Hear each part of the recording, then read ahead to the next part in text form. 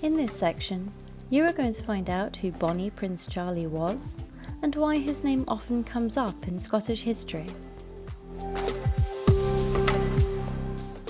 Bonnie Prince Charlie, also known as the Young Pretender, is one of Europe's most romantic figures.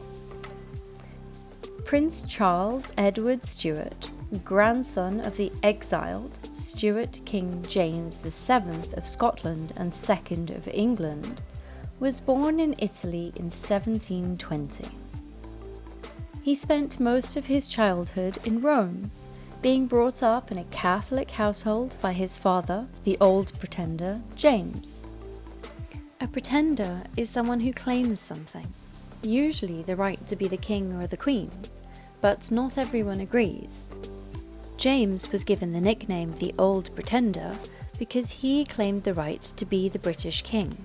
In 1743, Charles was named Prince Regent, giving him authority to act in his father's name.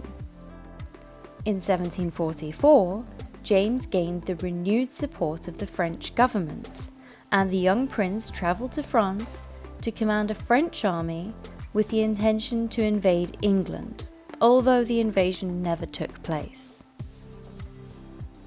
As tensions mounted between the Protestants and the Jacobites, they were the supporters of King James VII and II, Charles, believing that the British throne was his birthright and desiring military success, once again planned to invade Great Britain and regain the throne his grandfather had lost.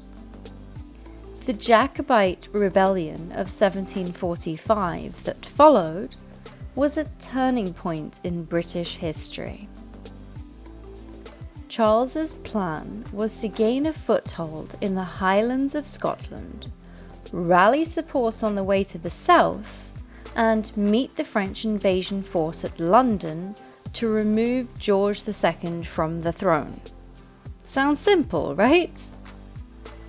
The young prince sailed from France and arrived on the Isle of Eriskay with only 7 supporters. He was told by the half-brother of the MacDonald clan chief, that's one of the largest Scottish clans, that he would have no support, and so he continued to the Highlands. The rebellion officially began on the 19th of August 1745, when Charles arrived in Glenfinnan and raised the Stuart flag, and the small army marched towards the Scottish capital.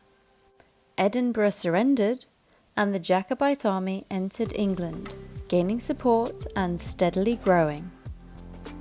By December, the army had reached Derby and numbered approximately 6,000 men and boys. But instead of continuing forward, the army were forced back after receiving news of overwhelming armies prepared to defend London. They retreated to Scotland, securing a victory at Falkirk and taking Inverness, the capital of the Highlands. But funds for food for the troops were dwindling, and in March, the Royal Navy captured a French ship carrying money for the Jacobite army.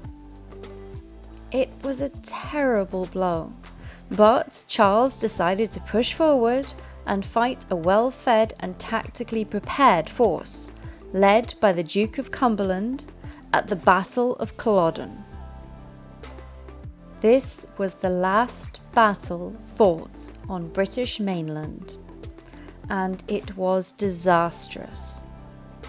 A 40-minute defeat for the Jacobites obliterated what was left of their army. Then the British government established a new policy, designed to extinguish the core of support for the Stuarts in the Highlands, dismantling the ancient social and military culture of clans. The wearing of the Highland garb, tartan in particular, was banned, and Prince Charlie fled, spending the following months as a hunted man. He lived as a fugitive in the Highlands and Islands with the Duke of Cumberland's men in relentless pursuit and a bounty of £30,000 on his head. That's the equivalent of £1 million today.